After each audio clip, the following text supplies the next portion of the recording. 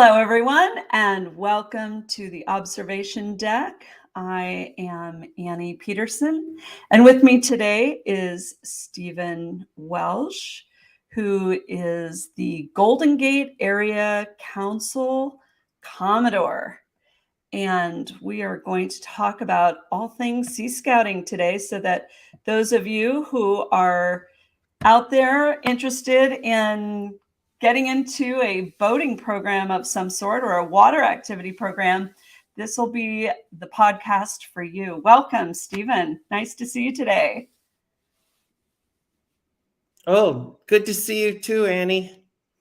Yeah, so Stephen and I know each other from Sea Scouts. He was a little bit older than me at the time, but we did have our sail racing days together. And I caught up with Stephen recently to get the scoop on what's going on in Sea Scouts, and I was really blown away by how many changes there are to the program. So I wanted to interview Stephen and learn more, for starters, and then also create avenues for people to find out more information, and we'll get to that in the podcast here. Stephen, you were on an all-boy whaleboat sailing program back in the day, weren't you? That's right. When I walked into the Sea Scout base one day, the whaleboat was hauled out on the deck, and they put sandpaper in my hand and said, "Join all those boys that are just sailing the boat." And I had no idea that there were other types of Sea Scout ships, but I had a lot of fun and I learned a lot. And it's been a great experience. Yeah, I would say definitely that we did our fair share of maintaining the boats in order to use them, but it certainly was advantageous. But the program has been fortunate in that they do get really decent boats donated, and even the historic boats are of great value for teaching kids different programs and the ability to use tools. And I mean, I remember the first time a power drill was put in my hand by the skipper's mate, and I was told, "Mount the bell." And I was like,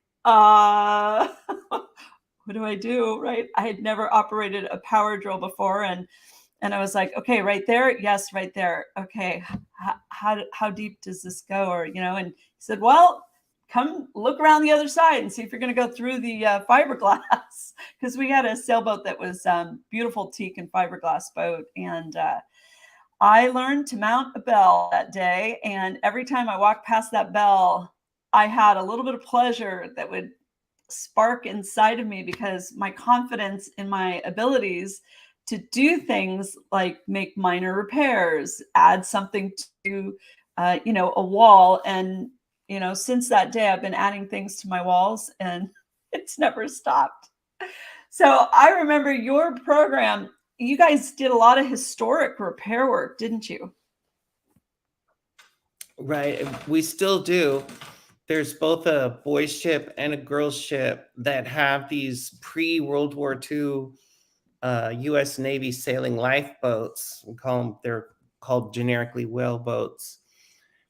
In our program. And one thing that also hasn't changed is that the first time kids really learn to safely use power tools, boys and girls, is working on their boats. So that's one of the great takeaways, the unwritten and not in the advancement requirements takeaways, is that they all get experience with various types of power tools, sanders to drills, air tools, everything, etc. You name it.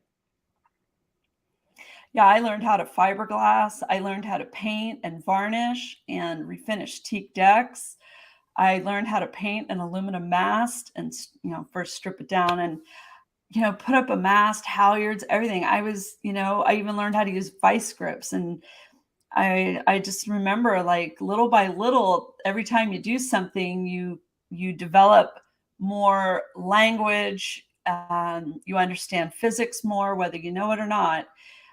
There's things that are inherent to different materials on a boat, and you learn how strong they are, and you learn how they're utilized, and your problem solving abilities just skyrocket, don't they? Oh, not only the problem solving abilities, of, figuring out how to lead other Sea Scouts. Like, let's say you've learned the basics of using these tools. Well, the next step is you're going to be put in charge of the new scouts that are going to be sanding down the hall with 5 or 6 palm sanders, and then someone's got a rotary orbital sander, et cetera, and you're delegating and keeping an eye on them. So you're now becoming the master of those skills while you're teaching. Because I've always found that when you start teaching something, you actually learn it better than you learned it the first time. Right. Right. And you brought up a great point. And I think that, there's this high adventure aspect to boats that, there's a hidden demand for leadership inside every single person on the boat, isn't there? Well, basically, Sea Scouts is a leadership program that uses the boat as the platform to teach leadership. So what does that mean? Well, like in the previous example where they're doing boat maintenance and someone is supervising everything that's going on from a safety standpoint. Are they going to get the power cords tangled around their feet, or put them in the water, or have their hands not protected or in the proper locations while they're using these tools, to delegating who's doing what for how long, and there's so many aspects. You think, oh, go sand the boat. It's like just going to happen. No, there's a whole lot of things going on there. And that carries through to the ultimate, which is, being the pilot. So you're in charge of the whole boat. So we have these 16, 17-year-olds who have passed a written exam that they have learned all the rules of the road, navigation, and piloting requirements.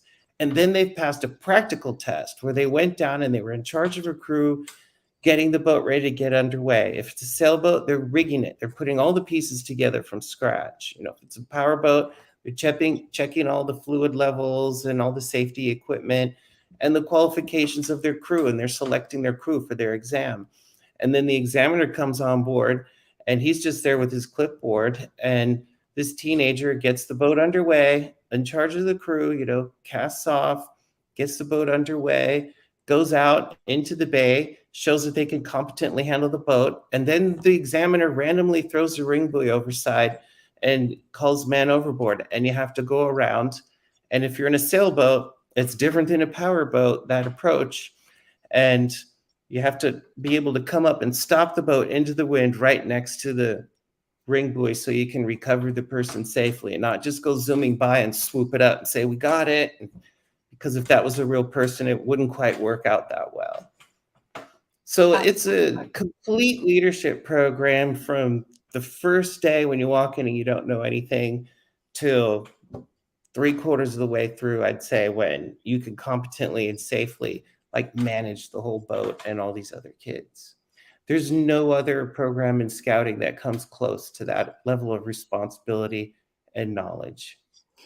And that level of responsibility is really huge, because every time you step on board a boat, every single passenger on board, their life matters. So how you assign someone a job and take into account their skill level, even if they're brand new and you're going to teach them, you pair them up with someone experienced. So we have to always consider these things, don't we, when we go out on a boat every single time, whether you're in Sea Scouts or not.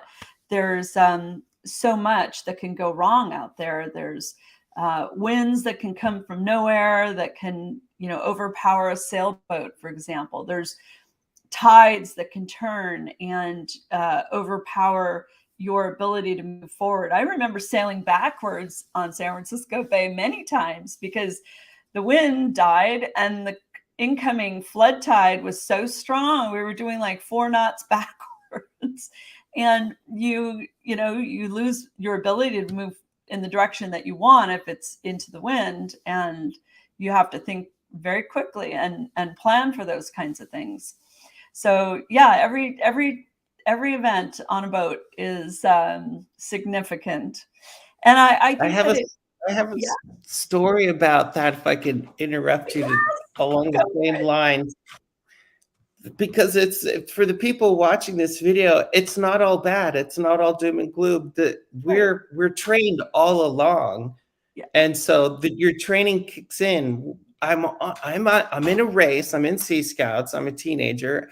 I'm in a race against other whaleboats, and the wind died, and we were heading north along. Well, we were heading northeast near the San Francisco waterfront, and the ebb tide is always there no matter what, and when you're close to the waterfront, and we're starting to go backwards in a race, so we dropped anchor and we sat at anchor while we're racing for about an hour and a half until the conditions change and we were to lift up the anchor and finish the race.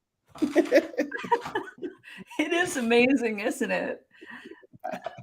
I know, I know. I think some of the greatest lessons I ever had were definitely on a boat, because when you live to tell the tale and you have those stories and you go back to school and you're like, "Hey, what'd you do this weekend?" "Oh my God, wait till you hear." I mean, every weekend was incredible, whether you were, emptying out the locker and finding old relics of compasses and rusty tools. "Oh, that's where that went. To you never knew if there was going to be a really low tide, and you could start seeing all the things that were in the water for the first time in like 5 years, and everybody would be out there poking around checking to see what was in the reef, and it just was always different, and that really appealed to me personally, because I like things to be dynamic and changing, and I'm very much even back then more so an adventure seeker. So when the wind would blow really fast and hard, I loved the way the sailboat would heel over, and then we'd have to reef sometimes or do sail changes. And when you test who you are, your inner, you know, your sense of yourself really comes through when you realize, wow, I knew how to do that, or wow, we got this done, and we're doing exactly what we said we would do or wanted to do. And there's just a certain level of satisfaction that when you put that boat away at the end of the day and you're tired and you're cold or you're wet or you're sunburned or windburned, or just you've just had a long day of sailing, you feel so good about what you accomplished from beginning to end. It really is an amazing experience. So sailboats and powerboats, that's all I knew that we had as an opportunity, unless we went up to one of the Boy Scout camps after they were closed for the summer, and then we had canoes and sometimes kayaks and windsurf boards. But tell me, what's going on with the new programs that are out there, Stephen? What have you seen? So we have, over the last few years, modernized and revamped the program to make it more available to kids that don't have access to larger boats, which means that the greatest number of new ships is not in the traditional, like San Francisco Bay Area, Southern California, Puget Sound, Chesapeake Bay, New England area. They're in, you know, the middle of America. There's a ship in Denver, etc. Oh, wow. So, and how did we do this? By changing the advancement requirements so that you could meet the requirements with the primary platform vessel of your ship being a kayak, a canoe, a small dinghy sailboat, or stand-up paddleboard, believe it or not. And that means you can start a ship without owning any equipment.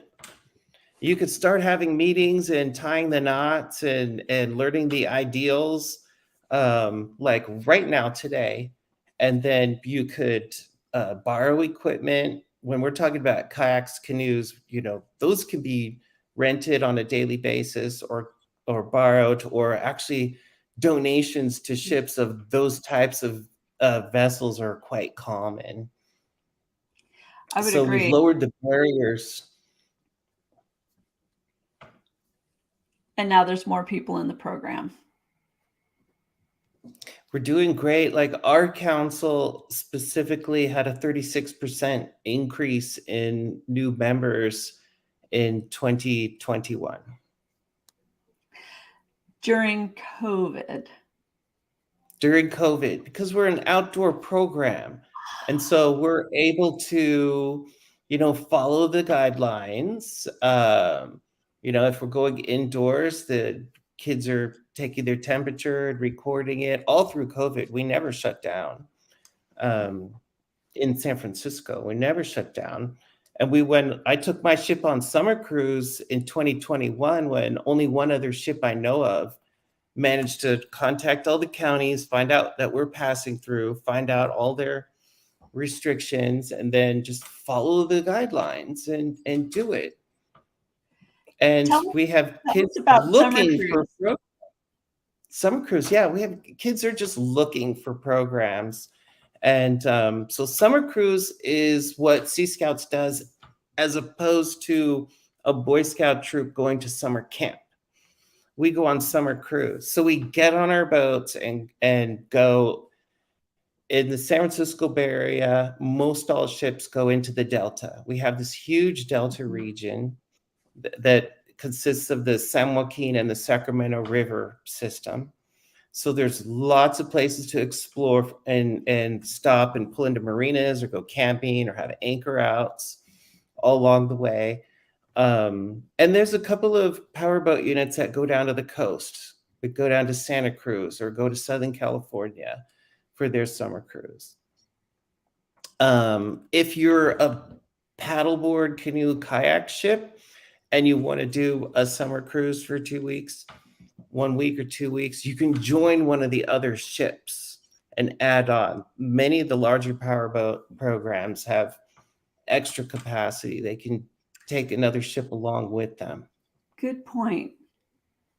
And it's very inexpensive. I know there's plenty of troops that go to Florida Sea Base, but think about saving the airfare and having the same experience. That is so cool. And I did get to that Florida Sea Base, and that was a lot of fun. And hats off to them. They've got a great program going down there, especially with like all the snorkeling that's available. It's phenomenal. Phenomenal. So are there Sea Scout programs that do scuba or snorkeling? I mean, obviously maybe in the Keys. Oh, yes. That's true. I should have included that in my original list, but you can also have a scuba snorkeling Sea Scout focused platform ship. So the requirements have been, as I said, tweaked. There's some new knots pushed down to apprentice and some safety added to the able ranks. And now I'm referring to ranks. So there's the program is made up of both a learning track and a leadership track. And the learning track is what we call rank advancement. So as they learn a certain specific set of skills, then they move up in rank. So first they have no rank, and then they become an apprentice, and they become an ordinary, and they become an able. And then most of the requirements to become a quartermaster Sea Scout are actually teaching the able and ordinary requirements to the apprentices and ordinaries, and then doing a major service project. Those are the requirements. Generically, that's not a specific list for the quartermaster. On the leadership side, there's assistant crew leader will replace the crew leader when absent. There's the crew leader who contributes to the morale and the delegation of duties of their crew. And a crew is ideally 6 to 8 scouts. So a ship could have, like my ship currently has like 26 scouts in it, and we're divided into 3 crews. If we get bigger, we would split them to a 4th crew. And then there's the all the crew leaders are led by the bosun, who has a bosun's mate. And they have quarterdeck meetings where they talk about the program and the distribution. So in practical use, on summer cruise, there'll be like a galley rotation. So bow crew cooks 3 meals today, starboard crew cooks 3 meals tomorrow, third day, port crew cooks 3 meals, etc. So same thing could happen if like bow crew is going to be on this boat today, because we generally take 2 or 3 vessels on summer cruise. So also the rotation among the vessels is going to be divided up. So the crews were like, during COVID, they were like little bubbles that if they all met together, they were within the COVID safety guidelines. And then if one of them tested positive, that bubble could not interact with the rest of the scouts, etc. What a great workaround. And you know, what you mentioned about rank and the leadership roles amongst the crew, all of that translates into the corporate world. All of that makes sense when you start working some of your first jobs and you understand, oh my gosh, this is no different than what I did in Sea Scouts. It is just tremendous preparation for the real world. It is amazing. I mean, I remember getting into meetings and stuff, and without even thinking about it, it was like, okay, I'll get my crew. And people look at me and I'm like, oh, sailing term. Sorry. But it was true. Like, you know, you have your resources. And yes, I ended up in human resources for many years. But it was, you know, every corporation that I built from the ground up as a generalist was because of my Sea Scout training. So I would often be like the first employee, and then I would have to wear many, many, many hats. And I was able to do that because of my Sea Scout training. And I'm sure you had amazing problem solving skills too, as you grew your family business. It just translates so beautifully into the real world. I did learn a lot in leadership from Sea Scouts that I do use in my otherworldly life every day. Yeah, you know, it is amazing. And while I was on an all-girl ship, and I went to an all-girl high school, the co-ed aspects of the program gave me that exposure that I didn't get in school or, you know, on the program. And it was great because we had to work within the council with different ships to do different things. And, you know, it was just tremendous. It was like some of the best years. And everybody I've met and talked to who put their toe in the water of Sea Scouts, they agree with that statement too. And that brings up a good point I want to make is there are all girl programs, there are all boy programs, and there are co-ed programs. And parents have quite the opportunity to participate as well, don't they, Stephen? We highly encourage parents to register as adult leaders, whether they be mates or committee members, and support their teenagers' development by supporting the ship. It doesn't mean they have to know anything about boating in particular. Yeah, I know. My parents were driving kids to different programs, and that was their level of participation, but it was perfect, you know? But I was explaining to my son, I said, you know, you have no idea, but your mom was in San Francisco taking 2 buses and climbing over Fort Mason Hill just to get to Sea Scouts every opportunity I could. And we didn't mind the travel time or the long hikes up Van Ness to catch the bus. It was like we had this phenomenal opportunity and we were so excited to have it and use it, you know? What else would you want to bring forward to share about the program? I mean, there's leadership opportunities for people with, you know, skills that can come forward and teach sailing or navigation. What else is on your in your awareness that we could share around the adult level? Well, a couple of things I would like to refer to. There's an organization called the Master Mariners Benevolent Association, MMBA, in the San Francisco Bay Area, and they're people that own old wooden boats.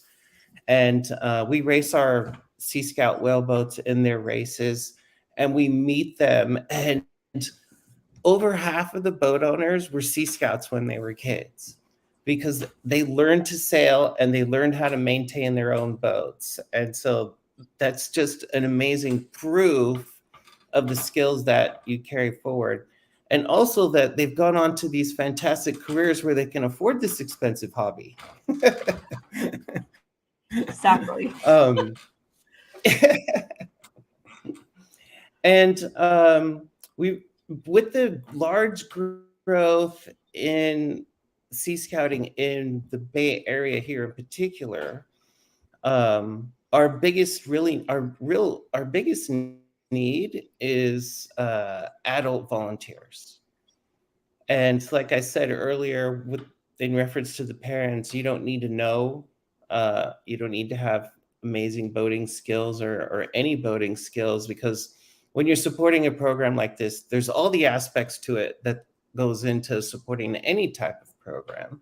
Ours just happen to have a nautical platform. And so you can reach me through the seascouts.ggacbsa.org. There's a link to email the Commodore in there if you have an interest or a question. And Stephen, how much is it to join Sea Scouts, and what's that process for joining, and how old do you have to be to get into the program? So the national fee from the BSA National is $6 per youth per month. And then each council, which is a geographic area, and so there's quite a few of them spread across the United States, is going to have its own council fee added to that. And that varies, so I can't really say. In San Francisco, it's $5.50 per youth per month. So you're talking about $11.50 per youth per month in San Francisco, which is one of the most expensive places in the whole country. It's astonishing. And then individual ships may have their own membership fee kind of tacked onto that. Mm-hmm. Almost all of them, there's a service aspect to what the Scouts do. One of the biggest takeaways that I had from Sea Scouts was service to the community. We did so many volunteer service projects when I was in Scouts. When I came back home from school, do high school and then you go away to college and then you come back. The first thing I did was join the local Mission Kiwanis Club in San Francisco. Mm-hmm.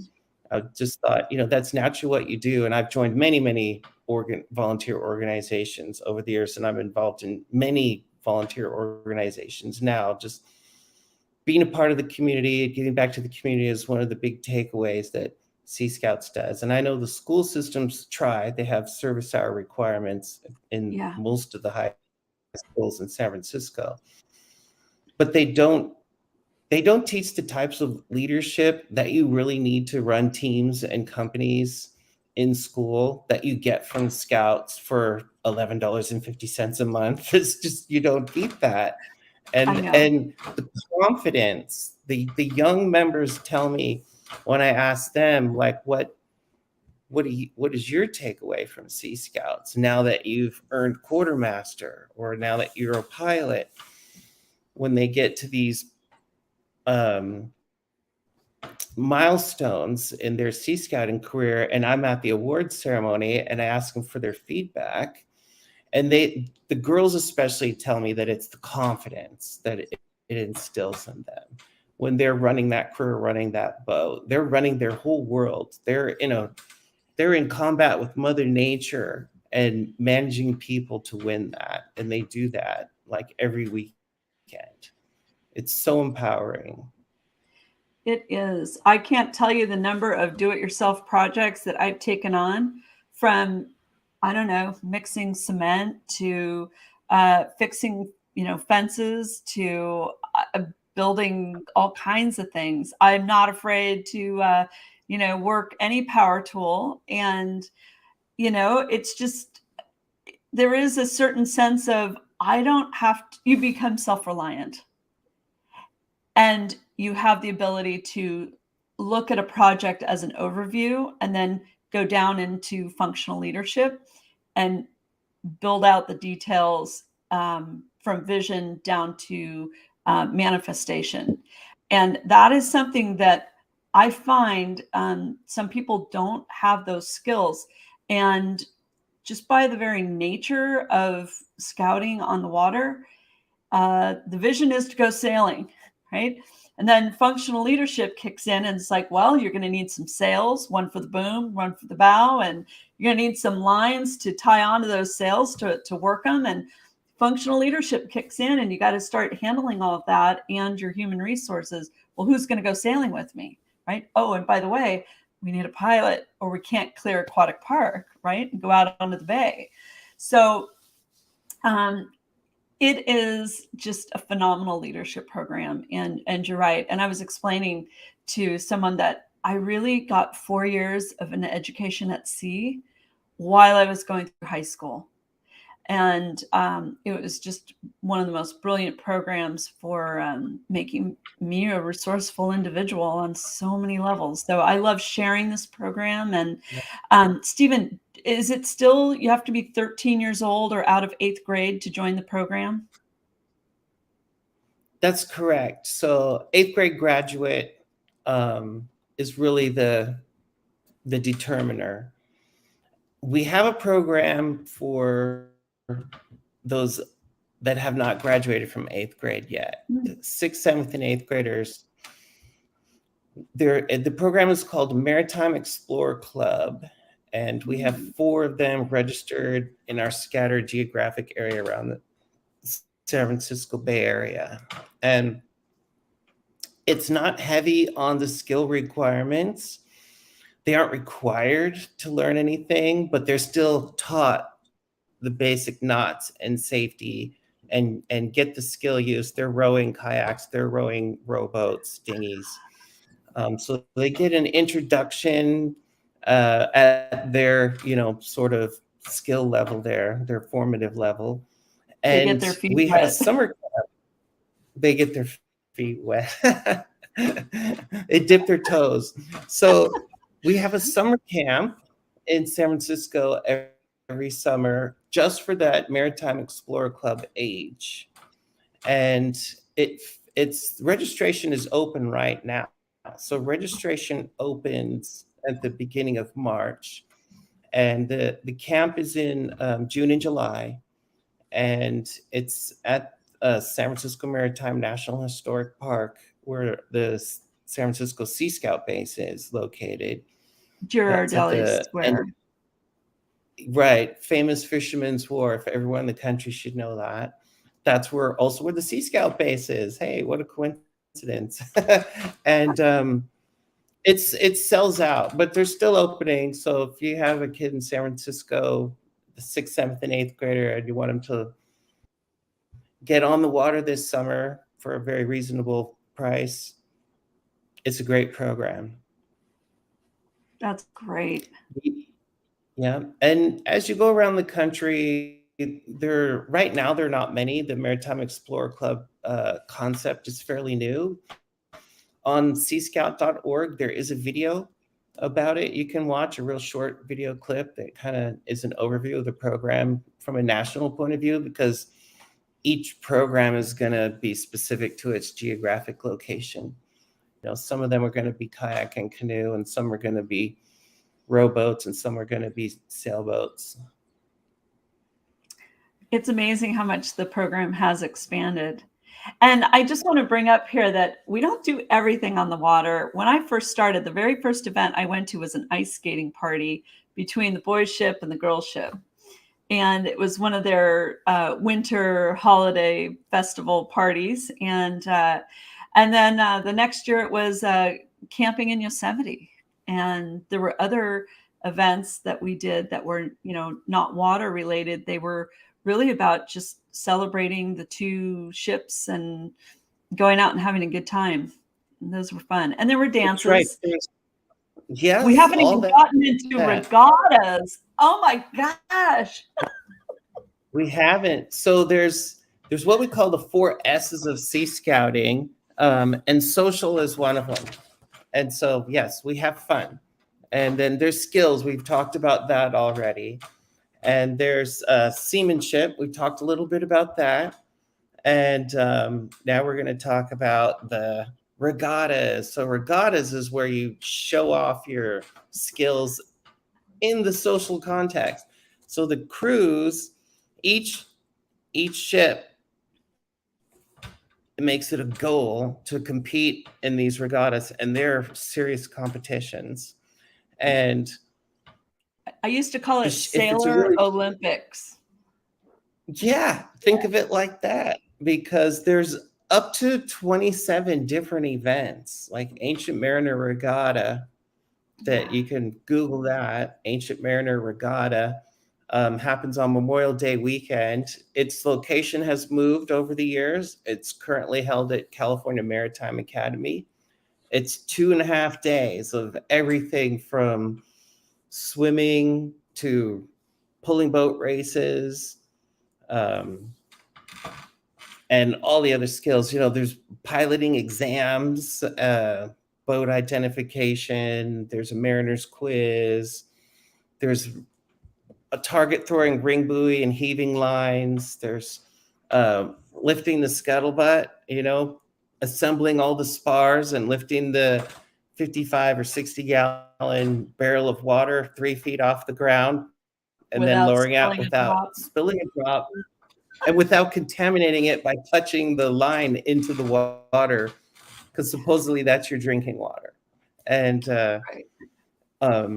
breaches buoy, rigging the rescue equipment and then bringing someone down off the mast, and rope climb, and oh boy, I could just go on and on and on. But for example, there's 2 knot tying competitions. There's ship knots, where every kid in the unit gets up there and the clock starts and they tie all their knots. And when they're done, the clock stops, and then time is added for every knot that's wrong.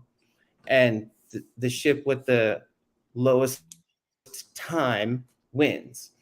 And then there's team knots, where you take like your best 4 knot tires and they do the same thing, and they're tying the same knots. And it's incredible to watch these kids. They just know their knots inside out, upside down, and backwards, for just practicing for that event. And so when you go to the yacht club with Sea Scouts, and someone thinks like, oh, they're just a bunch of kids running around, and then all of a sudden there's a boat coming in, and they throw a handling line and they put it exactly over the shoulder of the person going, throw it to me, and it drops right there in a perfect place. They're like, oh, these kids can actually do something. Yes, they can.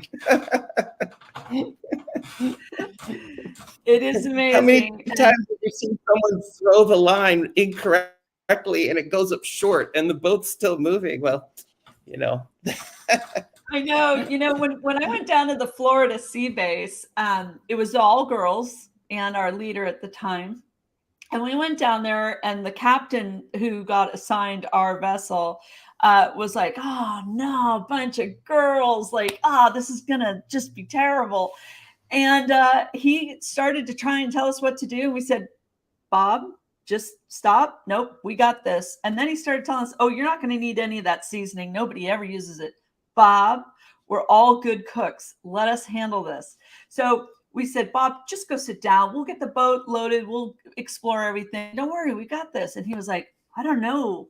This is weird, And so then we get out sailing. He's like, well, here, let's motor. And we're saying, no, we're here to sail. So we got the sails going, and he was still confused. And we said, Bob, we sail in 30 knots of wind. This is nothing in Florida. This is too slow for us. And he's like, what? So he was confused.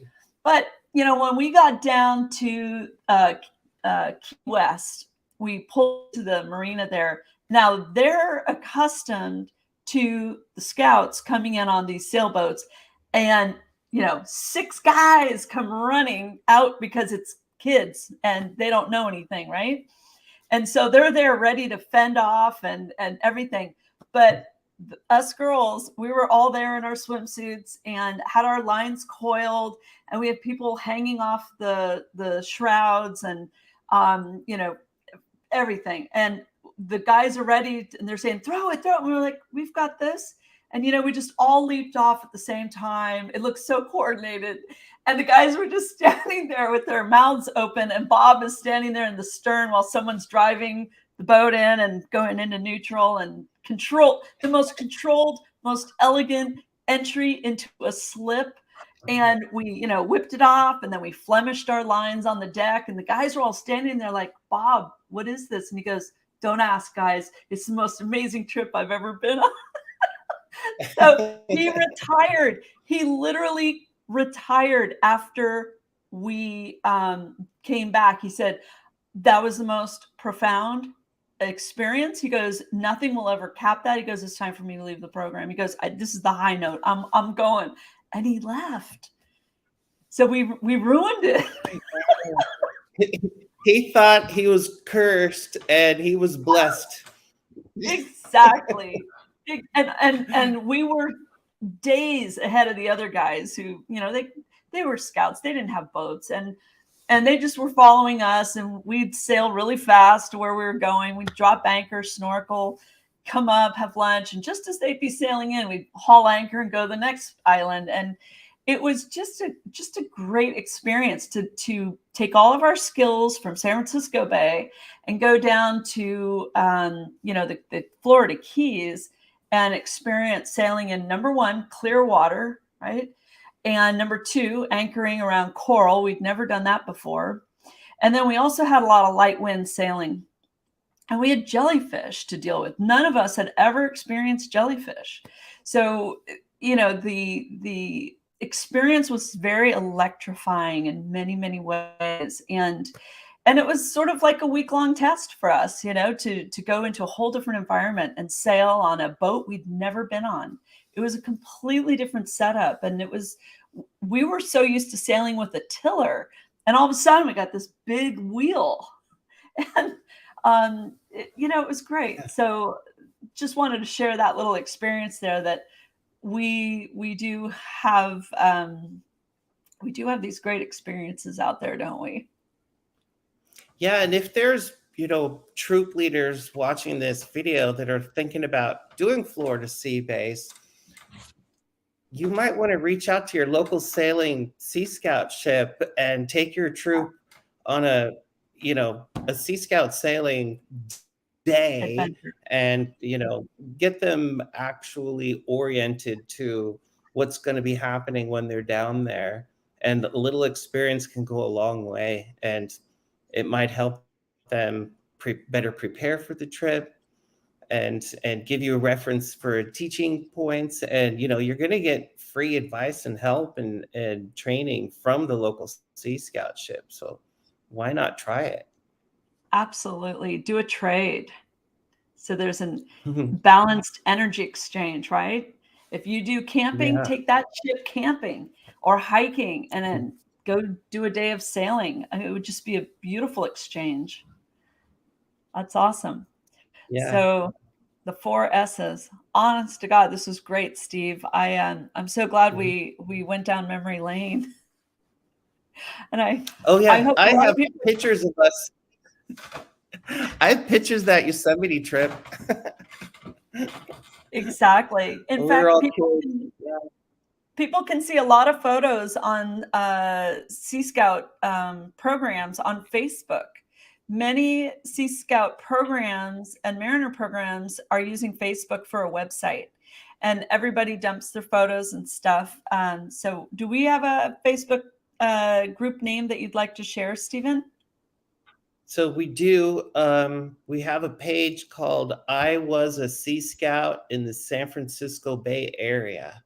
I know it's a long name, but it's very descriptive. I Was a Sea Scout in the San Francisco Bay Area has about 1,600 members and like thousands of photos going back to like the 1940s. But most of the pictures are from the 70s and 80s. That would be like the bulk of the photos, although there are also contemporary pictures. posts it up there once in a while, but it gets almost daily interaction. I use it as a great There's resource too. yes, I'm just putting yeah. this title up here on a banner. Give me a second here and I'll have it up. And then does the Corsair, Sea Scout ship Corsair, have their own, or? We do. So SSS Corsair, SSS Viking, the Makani Explorers, our Maritime Explorer Club is Makani Explorers, Makani. And virtually every ship nowadays has a Facebook presence. Mhm. Exactly. So you can probably find them by geolocation. You know, like if you put in Napa, California, Sea Scouts, hopefully you'd find the SSS Chasers page, for example. Yeah, there's some of those boats that are like World War II sub chasers. Do we still have big ones like that in our Golden Gate Council? No, most of those, good question. Most of those boats have actually literally all aged out. The only World War II boats left in use in our council are the lifeboats, the sailing whale boats. They were built in 1939. They were lifeboats on like cruisers and battleships. And then during the war, the Navy got away from wooden boats, and so they all became surplus. And so quite a few were given away to Sea Scouts, and we still operate some of those. One of the pulling boats, that SSS Odyssey, that's an all-girls ship in El Cerrito and Richmond area, is a 1943 wooden lifeboat that's been rebuilt extensively over the years and is in pretty good condition for a wooden boat that old. Yeah, And yeah, but the large power boats that our council operates are torpedo retrievers. We have a couple of torpedo retrievers, and these boats were built like in the 1960s, usually in that era of technology, and they're especially the Mackay out of Alameda is in excellent condition. And the rest of the boats, Chaser's boat was the California Department of Fish and Wildlife's like offshore patrol boat. And they're a ship that will do summer cruise and go to Santa Cruz and go to Newport Beach and Catalina Island and do that kind of on the ocean high adventure for their summer cruise. But that's uncommon in sea scouting nationwide. I would agree. But we had that mothball fleet up in the Vallejo, Benicia area that had lots of parts, spare parts. And I'm not sure how all that worked, but I know a lot of people who ran those big programs had access to unusual things. And many of the young men that were on those programs, they went on to be like ship's engineers because they learned how to work on these massive engines. And that's, today that translates very well into the yachting industry, whereby, you've got MTU Rolls-Royce engines or Caterpillar engines. You got a couple of them in a big super yacht. They all need to be managed, controlled, the whole maintenance day in and day out. They never stop. And a lot of those guys went to Maritime Academy. Exactly. They especially take Sea Scouts. They love to get Sea Scouts, and all the Maritime Academies scattered around the country, every freshman class has Sea Scouts in it. Isn't that amazing? And those kids are on a great job track. They get hired before they even graduate. And those are very well-paying jobs. Well, I think we're going to have you back, Stephen, because I know your daughter went through the Maritime Academy, correct? That's correct. She was a Sea Scout, learned to sail in Sea Scouts, and was on the Maritime Academy's sailing team, and they won the Kennedy Cup, which is the U.S. Collegiate Big Boat Cup, and we got to go to France and watch her compete in the U.S. student yacht race twice, Amazing. actually. So Amazing. I love yeah. it. But I love as it. you said earlier, we're sailing in San Francisco Bay is maybe some of the most challenging conditions in the world. Best place to learn to sail is lucky for us, right in our backyard with all the 100% different agree. wind and tidal issues. Yeah. Yeah, So I know. they get the It's a best confidence training. builder. Oh yeah. And then you go to the Naval Academy for a race and like, what is this? It's like 5 knots of wind and it's flat. This is easy. Of course, light airs is a different skill set from the heavy conditions. You have to It know how is. to trim your sails differently.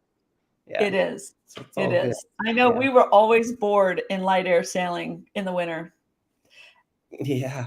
Right. In the It winter, was it's what it either a was. crazy storm that's going to Yeah, kill you or almost kill you, or there's not enough wind.